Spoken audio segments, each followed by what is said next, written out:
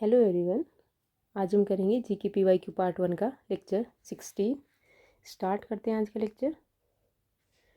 ये हैं लेक्चर 15 के questions of the day. First question है, the Brahmaputra is known as Jamuna river in. Brahmaputra को जमुना कहाँ पे कहा जाता है? Bangladesh, Nepal, China, India. तो ये बांग्लादेश ब्रह्मपुत्रा को जमुना कहाँ पे कहा जाता है? ये कहा जाता है बांग्लादेश में। ठीक है,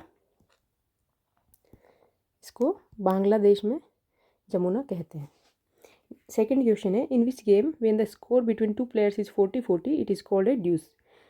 कौन से गेम के अंदर, कौन से खेल में जब दो खिलाड़ियों के बीच स्कोर 40-40 हो जाता है तो उसे ड्यूस कहते हैं? Hockey, chess, tennis, badminton. तो ये कहते हैं टेनिस में।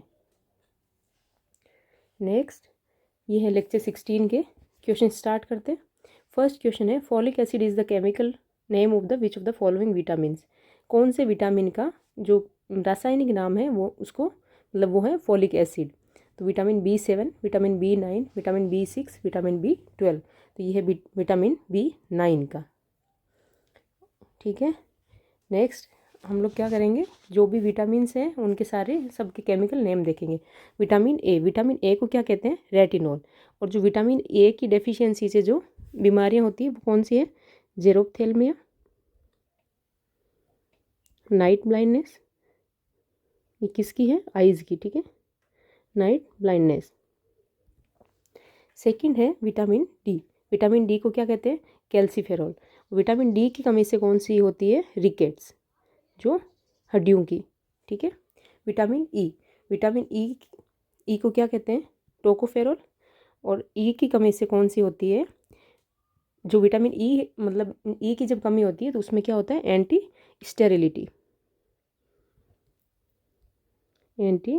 स्टेरिलिटी। ठीक है, नेक्स्ट है विटामिन के। विटामिन के को क्या कहते हैं?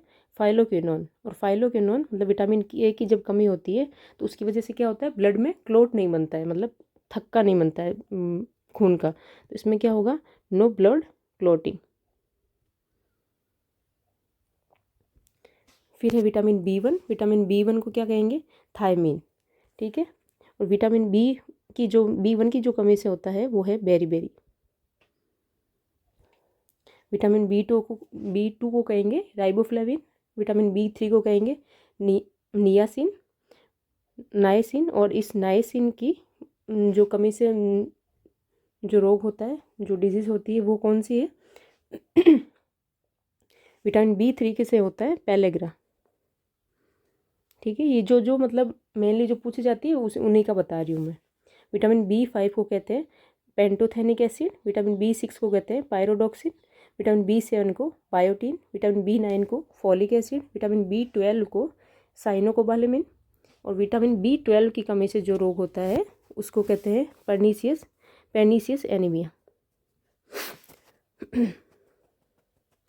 Pernicious anaemia. ठीक है, विटामिन सी को कहते हैं एस्कॉर्बिक एसिड। और इसकी कमी से क्या होता है? स्कर्वी। ठीक है, और यहाँ पे हम लोग क्या करेंगे, जो विटामिन्स है बी वाले जो कहाँ से हैं? यहाँ से। ठीक है, ये बी के जो हैं इनको हम याद करेंगे कैसे? एक ट्रिक से। जैसे विटामिन B1 में क्या है? थायामीन। थायामीन को हम क्या याद रखेंगे? ताई। इधर ही लिख देती हूँ मैं, ताई। ठीक है, ताई। फिर है राइबोफ्लेविन, तो ताई री मतलब ऐसे बोलते हैं ना उसकी। तो ये है किसकी? तायरी। निया को हम लिखेंगे, निया मीन्स उनकी बेटी। ठीक है, निया ने क्या किया? पेंटोथेनिक। तो पेंट, ठीक है, पेंट पायरोडिक्सिन मतलब पर। तो पेंट पर क्या किया? बायोटीन। तो बायो का फॉलिक एसिड को आप लिखो फुल। साइनोकोबालेमिन को लिख दो साइन। ठीक है, साइन मिलता जुलता है तो साइन करा लिया। ठीक है, क्या है? तायरी, जो ताई की निया है तो तायरी निया ने पेंट पर बायो का फुल साइन करा लिया। ठीक है, इनको ऐसे इनके केमिकल नेम याद रख लेना, मतलब थोड़ा थोड़ा हिंट लेके फिर उससे आपको ये ऑप्शन देखते तो वैसे याद आ ही जाएंगे। और जो विटामिन बी है इसके अगर विटामिन बी के कितने हैं, 8 कॉम्प्लेक्स हैं, ठीक है। यहाँ पे देखें तो ये जैसे B1, B2, B3, B5, B6, B7, B9 और B12 सारे नहीं है, जैसे B4 नहीं है इसमें, तो वो 8 कॉम्प्लेक्स हैं इसके। और अगर हम देखें वाटर सोल्यूबल जो कॉम्प्लेक्स है, जो विटामिन है वाटर सोल्यूबल, वो कौन कौन से हैं, B एंड C। और अगर फैट सोल्यूबल देखें तो फैट सोल्यूबल में कौन से हैं, KEDA, कीड़ा, कीड़ा याद रखना, ठीक है, कीड़ा है फैट में सोल्यूबल। और वाटर में कौन से, B एंड C। Next question,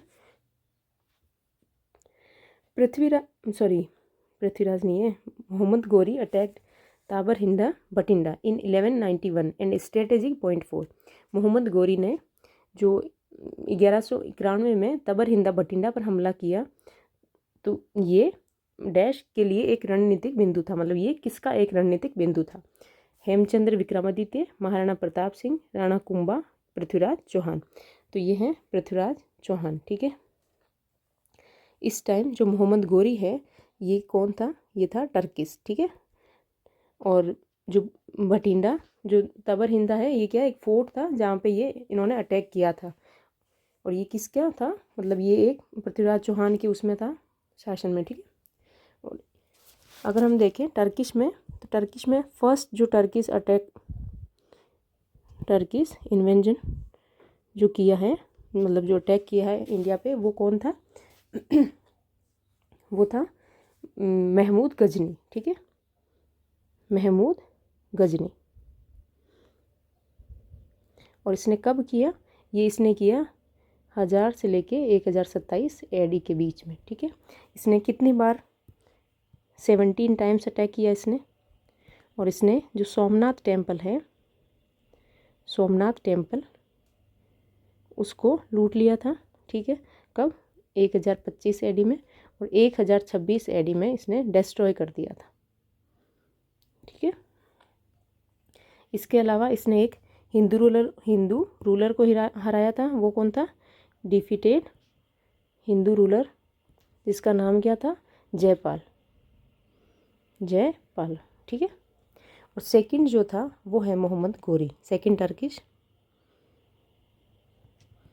Mohammad Ghori.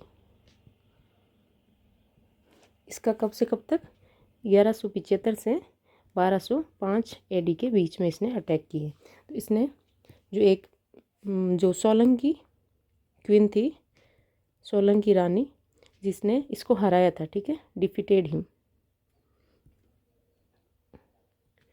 इन 1178 AD। और इस सोलंकी क्वीन का जो नाम है, ये क्वेश्चन आया हुआ है, ठीक है, इनका नाम है नाइकी देवी, नाइकी देवी। इसके अलावा जो 1191 में क्या हुआ था, फर्स्ट बैटल ऑफ तराइन, ठीक है, किस किस के बीच में, मोहम्मद गौरी वर्सेस पृथ्वीराज चौहान। और इसमें पृथ्वीराज चौहान जीते। और जो सेकंड बैटल हुआ 1192 में, ये हुआ सेकंड बैटल, ठीक है। इसमें कौन जीता, मोहम्मद गौरी जीता। और इसने कैप्चर कर लिया था पृथ्वीराज चौहान को, ठीक है। और जो पृथ्वीराज चौहान से रिलेटेड एक जो है पृथ्वीराज रासो, ठीक है, पृथ्वीराज रासो, ये किसने लिखी है, ये लिखी है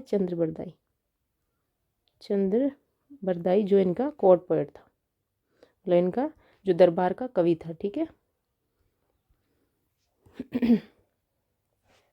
इसने लिखी है Prithviraj Raso.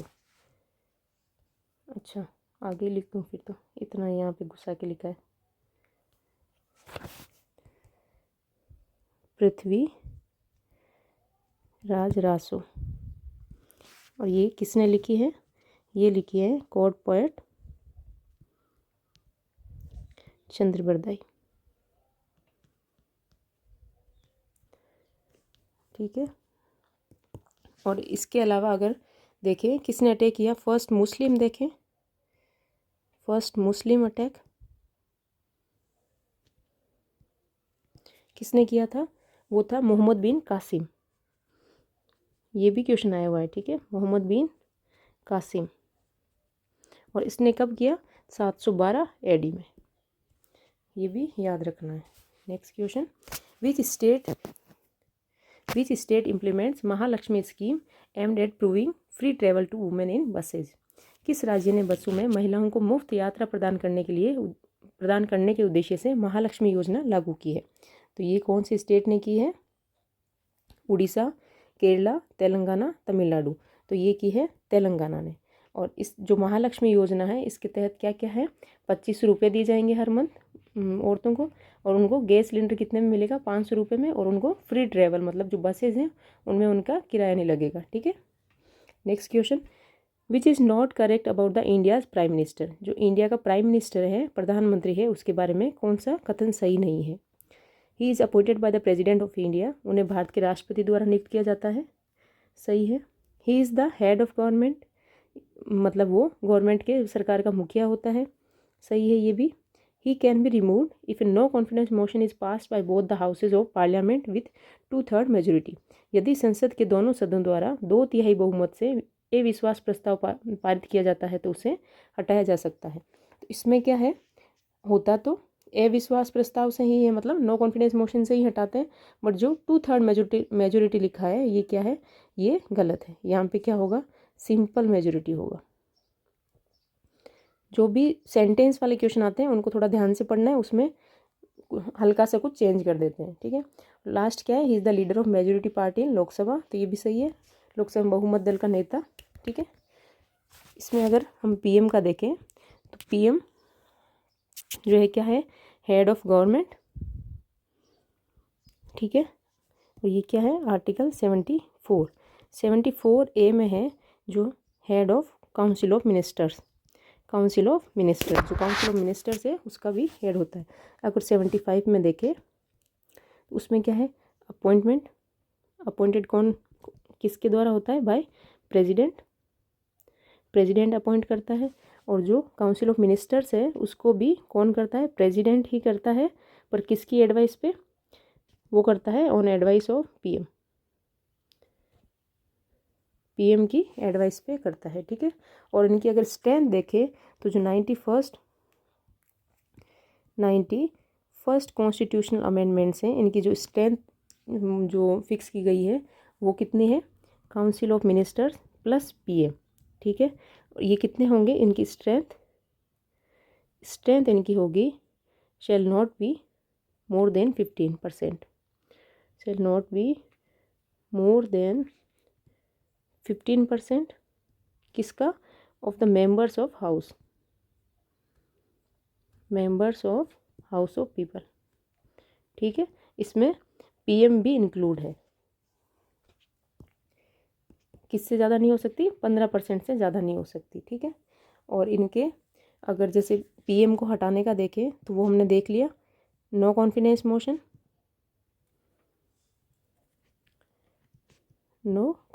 Motion with simple majority. और इसमें क्या होगा? इसमें जो पूरी काउंसिल ऑफ मिनिस्टर्स है उसको भी रिज़ाइन देना पड़ेगा, ठीक है, मतलब पूरी लोकसभा भंग हो जाएगी।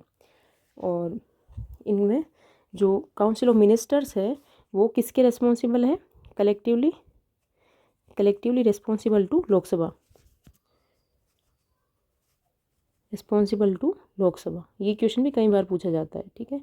और इसमें अगर इंडिविजुअल देखें मिनिस्टर्स इंडिविजुअली किसके रेस्पॉन्सिबल है? तो वो है प्रेसिडेंट के, रिस्पॉन्सिबल टू प्रेसिडेंट, ठीक है। तो ये ध्यान रखना कि वो इंडिविजुअली पूछ रहा है या फिर कलेक्टिवली पूछ रहा है। और जो पीएम है वो एक जैसे कोई सा भी, मतलब किसी भी हाउस का मेंबर हो सकता है, ठीक है, दोनों में से किसी भी हाउस का मेंबर हो सकता है, member of any of 2 houses, ठीक है, हाउसेज लोकसभा या राज्यसभा।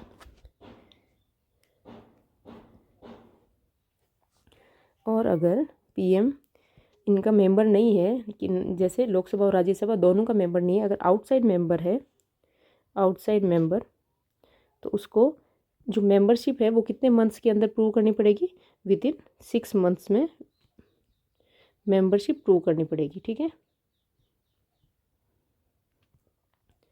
मेंबरशिप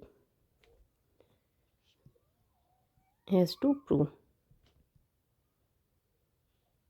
ठीक है, और जो इनकी सैलरी और जो अलाउंसेस है जो काउंसिल ऑफ मिनिस्टर्स के और पीएम के, ये कौन डिसाइड करता है, ये करता है पार्लियामेंट। ठीक है, सैलरी एंड अलाउंसेस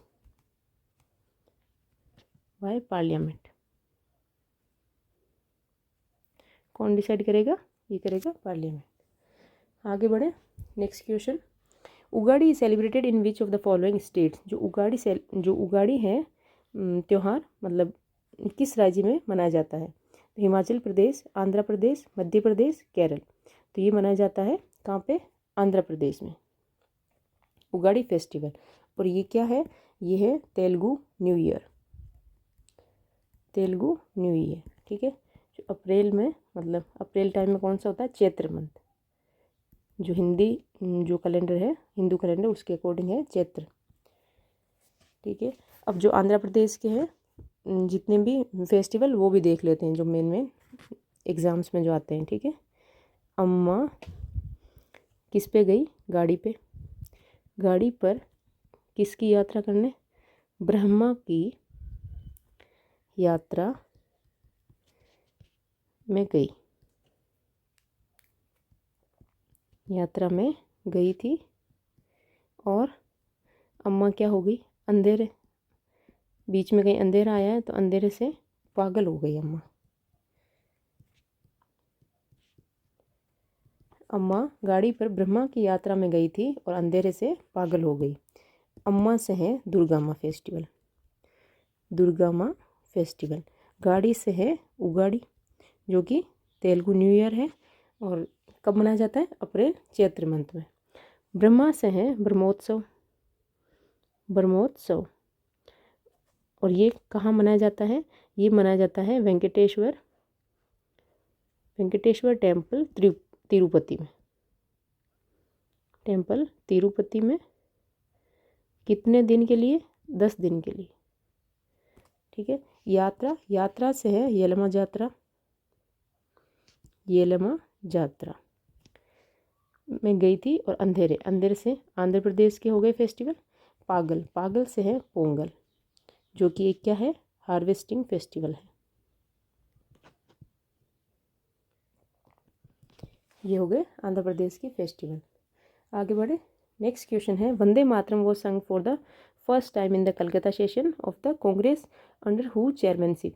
जो वंदे मातरम है पहली बार कांग्रेस के कलकत्ता अधिवेशन में किसकी अध्यक्षता में गाया गया था, दादा भाई नौरोजी, मौलाना आज़ाद, सुरेंद्र नाथ बनर्जी, रहमतुल्ला एम सयानी। तो ये किसकी उसमें जो प्रेसिडेंसी में गाया गया था, ये गाया गया था रहमतुल्ला एम सयानी। ठीक है, और ये कलकत्ता का सेशन जो कि कब हुआ था, 1896 में हुआ था, जब ये वंदे मातरम, जो कि ये क्या है, ये है हमारा नेशनल सॉन्ग है, जो कि 1896 कलकत्ता के सेशन में गाया गया। और किसकी प्रेसिडेंसी में, रहमतुल्ला एम सयानी। बाकी भी जो इम्पोर्टेंट सेशंस हैं कांग्रेस के, उनको भी थोड़ा रिवाइज कर लेते हैं। फर्स्ट जब हुआ वो कब हुआ, 1885 में। कहाँ पे हुआ, ये हुआ बॉम्बे में। किसकी प्रेसिडेंसी में, WC बैनर्जी। ठीक है, और कितने डेलीगेट्स थे, कितने लोगों ने भाग लिया, 72 डेलीगेट्स। सेकंड देखें तो ये हुआ 1886 में। कहाँ पे, ये हुआ कलकत्ता। और किसने प्रिसाइड किया, ये किया दादा भाई नौरोजी। जो दादा भाई नौरोजी है, इन्होंने 3 बार प्रिसाइड किया है। ठीक है, दादा भाई नौरोजी। और इसमें कितने, 434 डेलीगेट्स ने, 434 डेलीगेट्स ने पार्टिसिपेट किया। ठीक है, इसके आगे अगर देखें तो थर्ड कब हुआ, 1887 में, जो कि कहाँ पे हुआ, ये हुआ मद्रास में। और इसको किसने प्रिसाइड किया, इसको किया बदरुद्दीन तैयब जी, बदरुद्दीन तैयब जी, जो कि कौन थे, फर्स्ट मुस्लिम प्रेसिडेंट थे, फर्स्ट मुस्लिम प्रेसिडेंट, ठीक है। फोर्थ अगर देखें तो फोर्थ हुआ 88 में, जो कि कहाँ पे हुआ, ये हुआ इलाहाबाद में। और किसने प्रिसाइड किया, ये किया जॉर्ज यूले, जो कि कौन है, फर्स्ट ब्रिटिश प्रेसिडेंट, ठीक है।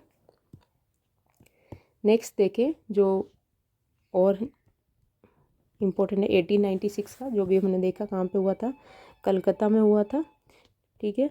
और इसको किसने प्रिसाइड किया, रहमतुल्लाह ने किया, रहमतुल्लाह ने प्रिसाइड किया, ठीक है। और इसमें वंदे मातरम गाया गया first time, Vande Mataram first time, ठीक है। इसके अलावा आगे देखें अगर, और वंदे मातरम का अगर देखें तो ये किसने लिखा है, ये लिखा है बंकिम चंद्र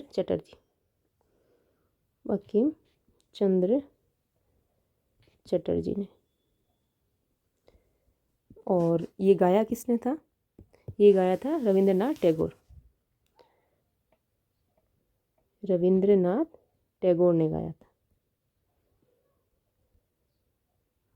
ठीक है। आगे देखें 1905 में कहाँ पे हुआ, कलकत्ता में। और इस टाइम क्या हुआ था, जो first time Gandhi ji appear हुए थे, ठीक है। जो कांग्रेस जो सेशंस हुए थे उनमें first time Gandhi ji appear.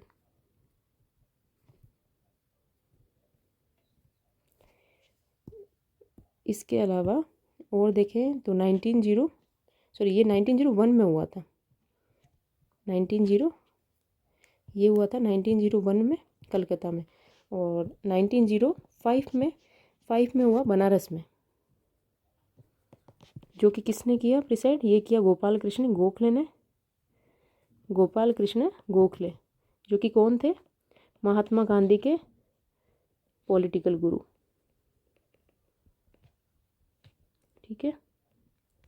आगे देखें 1905 का हो गया। 1906 का कहाँ हुआ, कलकत्ता में। और ये अगेन किसने प्रिसाइड किया, दादा भाई नौरोजी ने।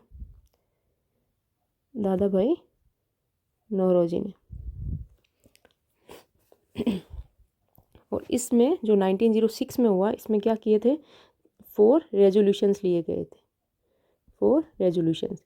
और वो क्या क्या थे, स्वराज, स्वदेशी, बॉयकॉट एंड नेशनल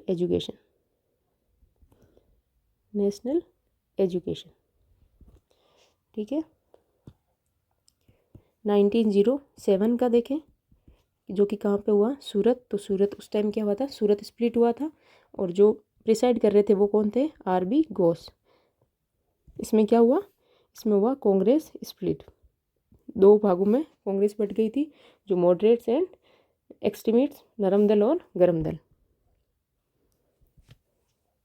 इसके आगे देखें तो 1911, जो कि कहाँ पे हुआ, कलकत्ता में।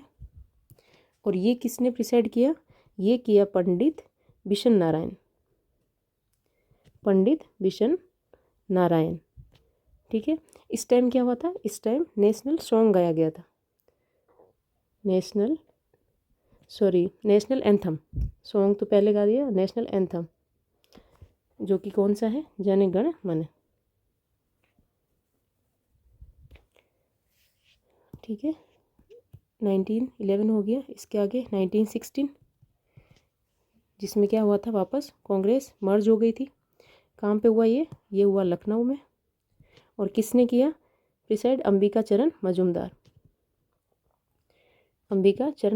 और हुआ क्या, मर्जर ऑफ कांग्रेस,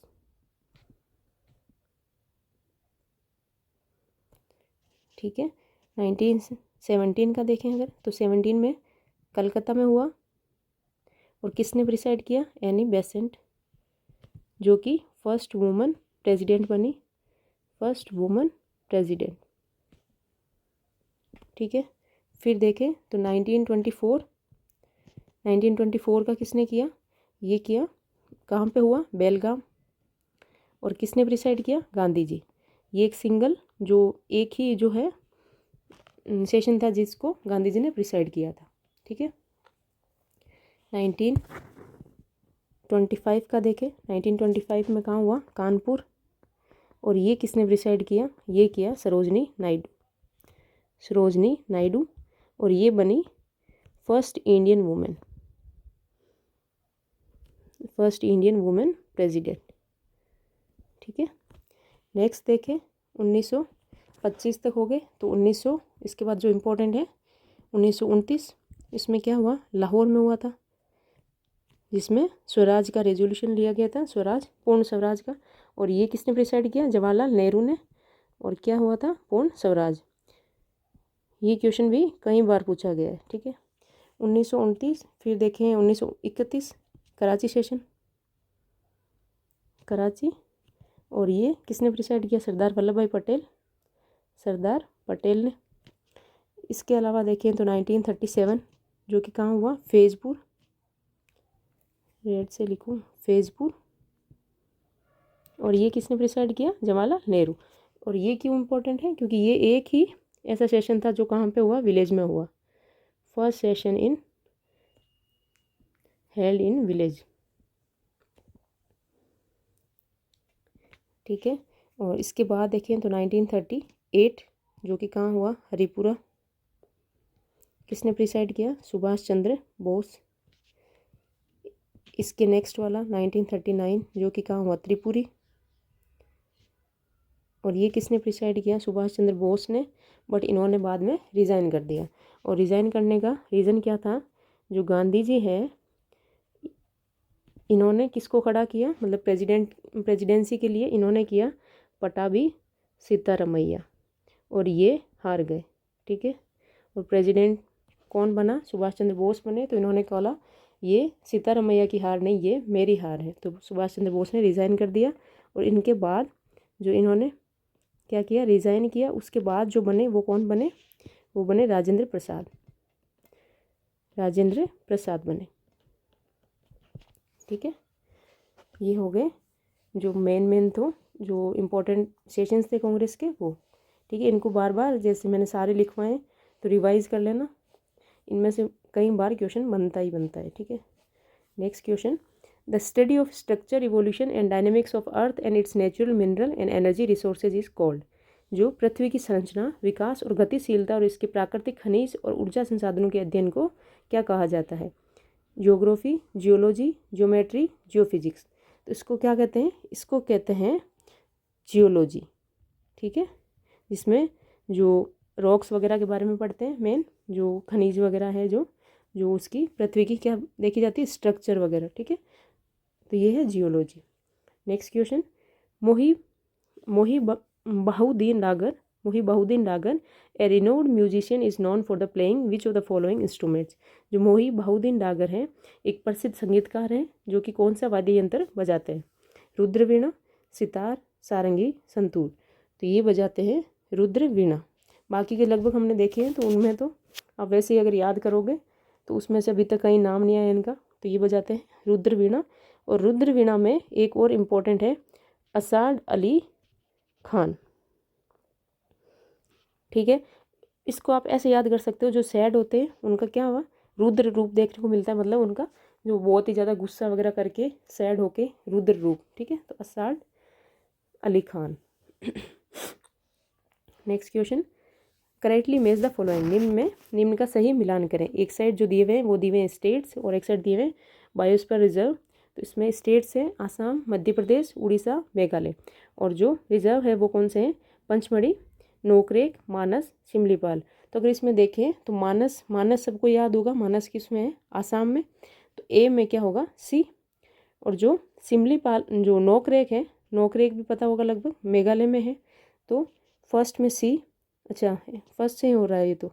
ठीक है। फर्स्ट में अगर किसी को मानस सिर्फ आसाम का पता है तो भी ये आप सही कर सकते हो। और ये जो मैं कोई वैसे मैंने नहीं बनाए, ये एग्जैक्ट जो क्वेश्चन आया हुआ है वो का वो है। ठीक है।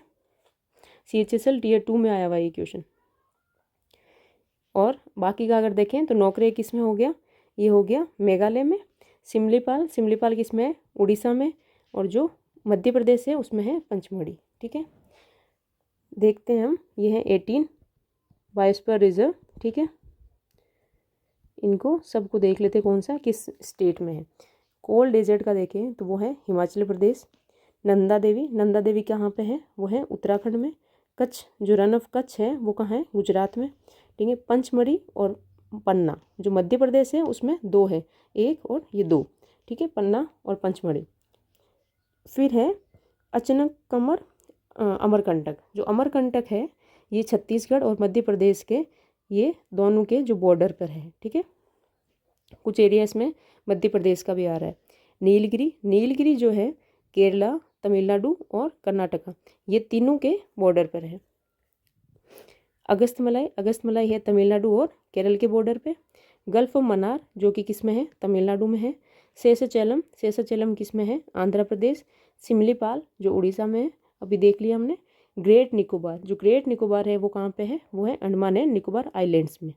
सुंदरवन वेस्ट बंगाल में है। नोकरेक ये है मेघालय में। दिबांग ये है अरुणाचल प्रदेश। और जो मानस किस में है, आसाम में। और आसाम में भी 2 है, 1 और ये 2। दिब्रू सैकोवा ये किस में है, ये भी आसाम में है। और इसके अलावा जो कंचनजंगा है वो किस में है, सिक्किम में। ठीक है, ये है 18 बायोस्फीयर रिजर्व इंडिया के। आगे बढ़े, नेक्स्ट क्वेश्चन है, in reference to atomicity argon is. अगर परमाणुता के संदर्भ में आर्गन है, मतलब जो आर्गन का है ये कितने एटम से बना है। पॉली एटोमिक है ये, mono atomic, di atomic, try atomic. तो ये है मोनो एटोमिक आर्गन। ठीक है, आर्गन, ये आर्गन, इसका एटॉमिक नंबर कितना है, 18 है इसका एटॉमिक नंबर। ठीक है, अगर डाई एटॉमिक देखें तो डाई एटॉमिक में जैसे O2 H2, तो ये कितने 2 एटम से बने हैं, H 2 एटम हो गए, H2 O2।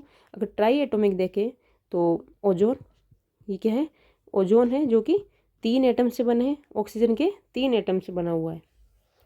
इसमें जो है, जो पेरियोडिक टेबल में फर्स्ट जो 20 एलिमेंट्स है वो लगभग आपको मतलब याद होना ही चाहिए, लगभग क्या, ये तो एटलीस्ट 20 तो होना ही चाहिए, उनके एटॉमिक नंबर, एटॉमिक मास।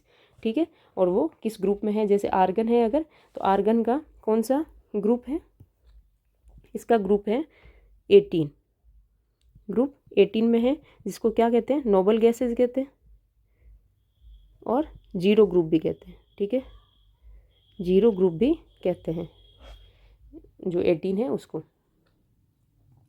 ठीक है, hydrogen, helium, lithium, beryllium, boron, carbon, nitrogen, oxygen, fluorine, neon, sodium, magnesium, aluminium, silicon, phosphorus, sulphur, chlorine, argon, potassium, calcium.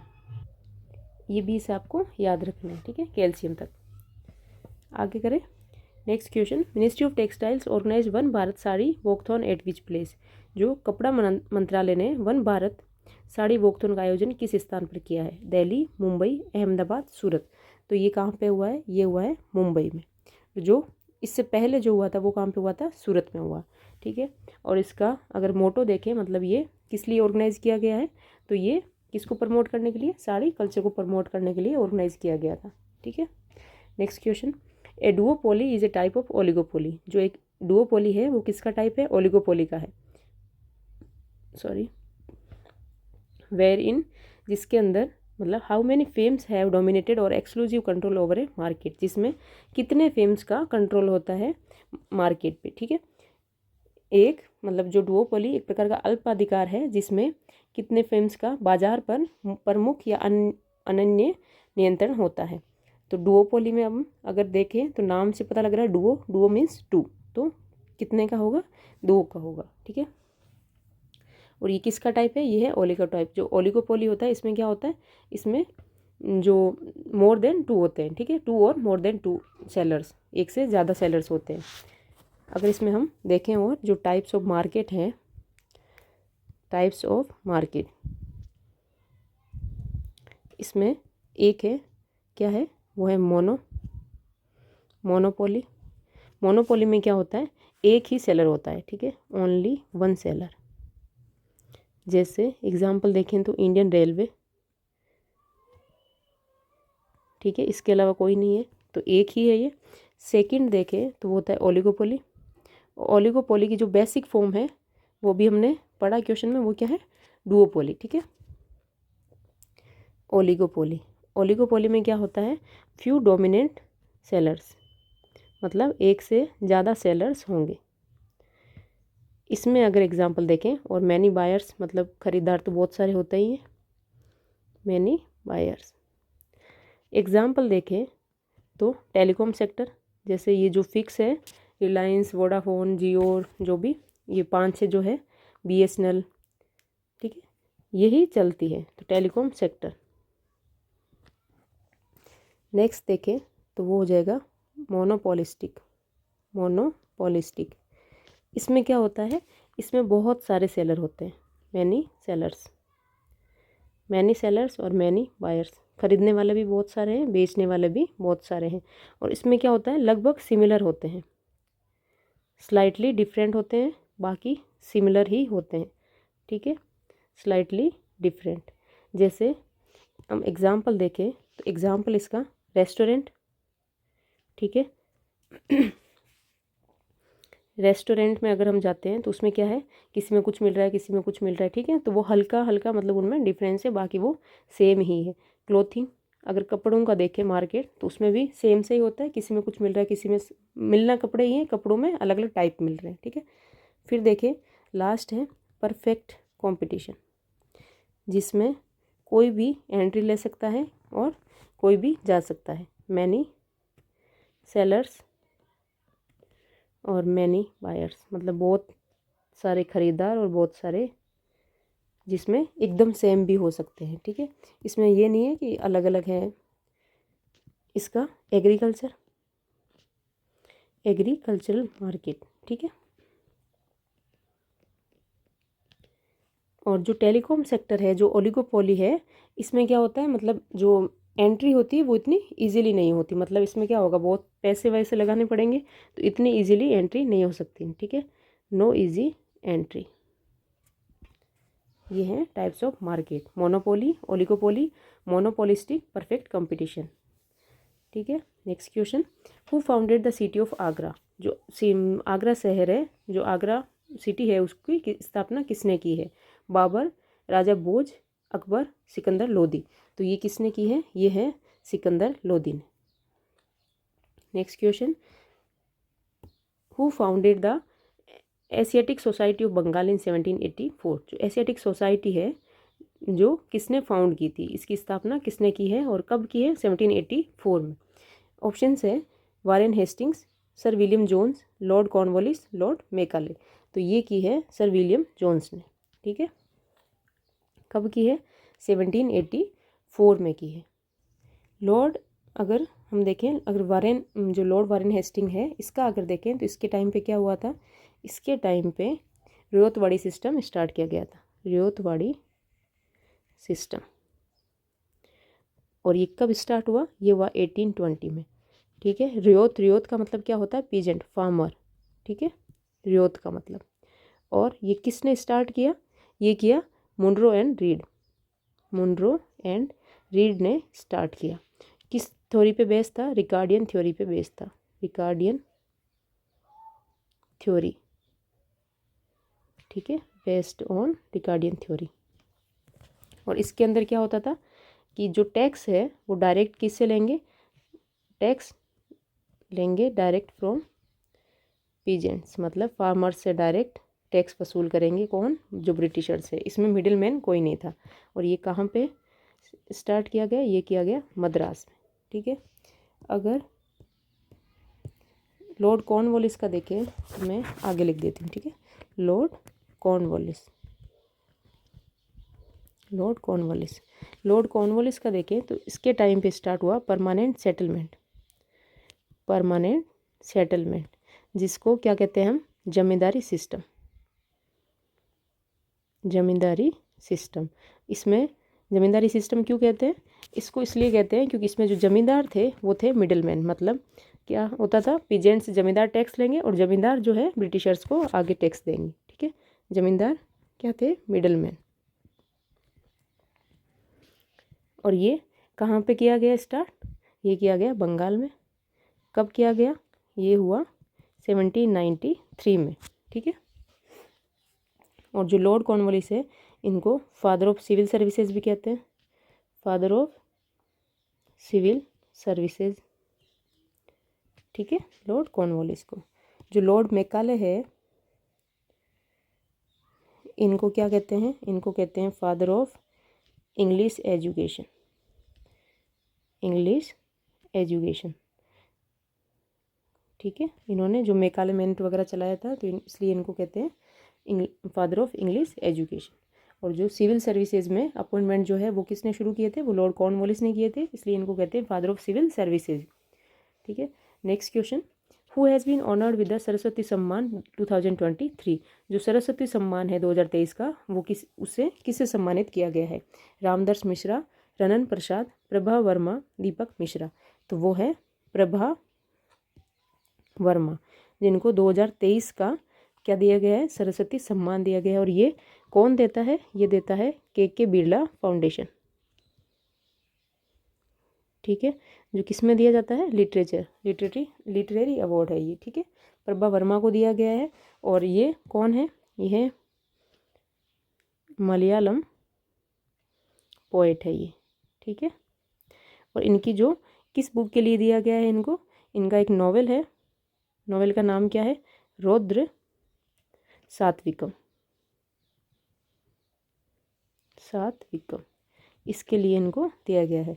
और अगर 2022 का देखें तो वो किसको दिया गया था? ये दिया गया था शिवा शंकरी, शिवा शंकरी, ठीक है। और ये इनको कौन सी बुक के लिए दिया गया? ये दिया गया सूर्यवंशम, सूर्यवंशम, ठीक है। ये था 32nd। और अभी जो ये हैं ये कौन से नंबर का है? ये है 33rd, ठीक है। Next question, which among the following is the autobiography of Ravishankar, the famous sitarist of India? जो रविशंकर है उनकी ऑटोबायोग्राफी का नाम क्या है? ठीक है, जो क्या बजाते हैं? सितार बजाते हैं। आत्मकथा, ठीक है, आत्मकथा का नाम बताना। माई कंट्री माई लाइफ, मेरा देश मेरा जीवन। एंटे कथा, माई लाइफ माई म्यूजिक, मेरा जीवन मेरा संगीत। आत्मकथा, तो ये क्या करते हैं? जो है सितार बजाते हैं। तो इनका कौन सी है? इनकी है माई लाइफ माई म्यूजिक, ठीक है। और जो रविशंकर है इनको भारत रत्न मिला कब? 1999 में, ठीक है। 1999 में इनको भारत रत्न मिला। और इसके अलावा ये क्या है? फर्स्ट ग्रैमी अवॉर्डी है। इनको जो ग्रैमी अवार्ड मिला है वो फर्स्ट जो ग्रैमी अवार्ड किसको मिला है? वो मिला है रविशंकर को। और इनका किस एल्बम के लिए मिला है? ये एल्बम का नाम है वेस्ट मीट्स ईस्ट, ठीक है, वेस्ट मीट्स ईस्ट, जिसके लिए इनको ग्रैमी अवार्ड मिला था, ग्रैमी अवार्ड मिला इनको। और अगर ये देखें एंटे कथा, तो ये किसकी है? एंटे कथा ये है जो एक मलयालम पोइट है, उनका नाम क्या है? कमाला सूर्या, कमाला सूर्या,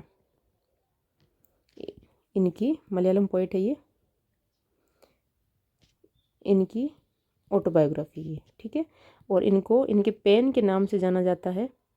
इनके पेन का नाम क्या था? पेन का नाम था माधवी कुट्टी, माधवी कुट्टी। और इसके नाम से इनको मतलब ये जो फेमस है वो किस नाम से? माधवी कुट्टी नाम से फेमस है, ठीक है। जो माई कंट्री माई लाइफ अगर ये देखें तो ये किसकी है? ये है लाल कृष्ण आडवाणी की, ठीक है। फिर है आत्मकथा, तो ये किसकी है? ये है राजेंद्र प्रसाद, डॉक्टर राजेंद्र प्रसाद की ऑटोबायोग्राफी, ठीक है। आगे बढ़े, next question, which of the following is a unitary feature of Indian constitution? इसमें से जो भारतीय संविधान है उसकी एकात्मक विशेषता है। Written constitution, distribution of power, मतलब रिटन कॉन्स्टिट्यूशन मीन्स लिखित संविधान, डिस्ट्रीब्यूशन ऑफ पावर मतलब शक्ति का वितरण, सिंगल सिटीजनशिप मतलब एकल नागरिकता, रिजिडिटी मीन्स कठोरता। तो ये है क्या? सिंगल सिटीजनशिप, ठीक है। इसका आंसर क्या है? Single citizenship. मतलब इसमें क्या है, जैसे जो इंडियंस है उनको डुअल सिटीजनशिप नहीं रह सकते। जैसे वो अगर इंडिया की भी सिटीजनशिप रख रहे हैं और किसी और कंट्री की भी रख रहे हैं तो उसमें उनको किसी एक कंट्री की मतलब छोड़नी पड़ेगी, ठीक है। या तो इंडिया की रख सकते हैं या किसी और कंट्री की रख सकते हैं। तो यहाँ पे हमारे क्या चलता है, सिंगल सिटीजनशिप चलता है। और ये है किस क्या, unitary feature of Indian constitution, ठीक है। Next question, in which town the supreme court was establish for the first time under the regulating act of 1773। जो सुप्रीम कोर्ट है वो फर्स्ट टाइम कब इस्टेब्लिश की गई, 1773 में, और किसके द्वारा, रेगुलेटिंग एक्ट ऑफ 1773, ठीक है। तो ये कहाँ पे की गई थी, कलकत्ता, मद्रास, न्यू दिल्ली, असम। तो ये की गई थी कलकत्ता, ठीक है। और जब अगर फर्स्ट चीफ जस्टिस देखें तो वो कौन थे हमारे, वो थे हरीलाल, एक second, Harilal H J Kania, मतलब हरीलाल कानिया, ठीक है। एच जे कानिया भी कहते हैं इनको, Harilal Kania. Next question, in which language was the newspaper Sambad Kaumudi publish. जो सामवत कौमुदी है ये कौन सी लैंग्वेज में पब्लिश हुआ था, ठीक है। जो सामवत कौमुदी समाचार पत्र किस भाषा में प्रकाशित हुआ था, संस्कृत, पर्शियन, उर्दू, बंगाली। तो ये हुआ था बंगाली लैंग्वेज में, ठीक है। और ये सामवत जो कौमुदी है वो किसका था, राजा राममोहन रॉय ने न्यूज़पेपर स्टार्ट किया था, राजा राममोहन रॉय, ठीक है। ये है जो फ्रीडम स्ट्रगल जब चला था उस टाइम के जो मेन जो न्यूज़पेपर्स और जो मैगजीन्स वगैरह हैं उन सब के नाम है। तो इसमें जो इम्पोर्टेंट है वो हम देखेंगे, ठीक है। ये है फर्स्ट है बंगाल गैजेट, जो किसने स्टार्ट किया था, जेम्स हिक्की ने। और ये फर्स्ट न्यूज़पेपर है जो कि हमें याद रखना है, ठीक है। सामवत कौमुदी ये हमने अभी देखा, बंगाली तो जो बंगाली लैंग्वेज में था, और किसने स्टार्ट किया, राम मोहन रॉय ने, ठीक है। फिर है एक राम मोहन रॉय का ही और है मिरात उल अकबर। सामवत कौमुदी और मिरात उल अकबर किसके हैं, दोनों राम मोहन रॉय के हैं, ठीक है, राजा राम मोहन रॉय के। इसके बाद रास्त गोफ्तर जो कि इम्पोर्टेंट है, किसका है, दादा भाई नौरोजी का है रास्त गोफ्तर, ठीक है। फिर सोम प्रकाश किसका है, ईश्वर चंद्र विद्यासागर का है सोम प्रकाश। इसके बाद जो है वो है इंडियन मिरर, ये किसका है, देवेंद्र नाथ टैगोर, ठीक है। देवेंद्र नाथ टैगोर का नाम क्या है न्यूज़पेपर का, इंडियन मिरर। इसके बाद जो इम्पोर्टेंट है वो है केसरी, ठीक है। कौन सा है, केसरी, जो कि किस में था, मराठी न्यूज़पेपर था। और किसका है, ये था बाल गंगाधर तिलक ने जो न्यूज़पेपर शुरू किया था उनका, ठीक है। उनके न्यूज़पेपर का नाम था केसरी। इसके अलावा सुद्रक किसका है, यह है गोपाल गणेश अगरकर, ठीक है, गोपाल गणेश अगरकर। नेक्स्ट देखें तो ये है उद्बोधना किसकी मैगजीन है, वो है स्वामी विवेकानंद की, ठीक है। इस पर क्वेश्चन तो नहीं आया है, पर जो अगर स्वामी विवेकानंद की है तो एटलीस्ट मतलब वैसे एक बार नज़र डाल लेना, ठीक है। इंडियन ओपिनियन ये तो याद रखना ही है, ये किसका है, महात्मा गांधी का है न्यूज़पेपर, ठीक है। वंदे मातरम किसका है, अरबिंदो घोष का है। इसके अलावा नेक्स्ट आगे देखें तो ये अल हिलाल ये क्वेश्चन शायद पूछा हुआ है, ठीक है। ये उर्दू वीकली न्यूज़पेपर था और किसका था, अबुल कलाम आज़ाद का था, ठीक है। नेक्स्ट देखें तो न्यू इंडिया, ये क्वेश्चन भी आया हुआ है, एनी बेसेंट का है। इसके बाद में यंग इंडिया जो कि किसका है, महात्मा गांधी का। मूक नायक, ठीक है, BR अम्बेडकर की, ये क्वेश्चन पूछा हुआ है। नवजीवन किसका है, महात्मा गांधी का न्यूज़पेपर है।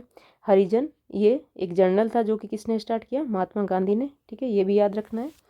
और इसके अलावा ठीक है ये इतना ही है। तो इसमें जो इम्पोर्टेंट है वो कौन कौन से हैं, सामवत कौमुदी, first Mirat ul Akbar, Rast Goftar, Som Prakash, Indian Mirror, Kesari, Sudharak, Udbodhana, Indian Opinion, Vande Mataram, Al Hilal, New India, Young India, Mook Nayak, नवजीवन और हरिजन, ठीक है। ये आप लोगों को याद रखना है, ये मतलब कौन सी लैंग्वेज में है और किसका है, ठीक है, किसका न्यूज़पेपर है।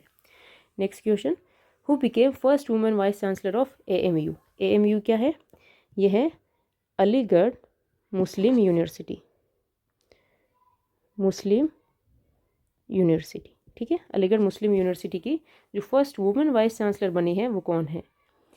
अमीना खातून, अस्मा आरा, नईमा खातून, निकिता शर्मा।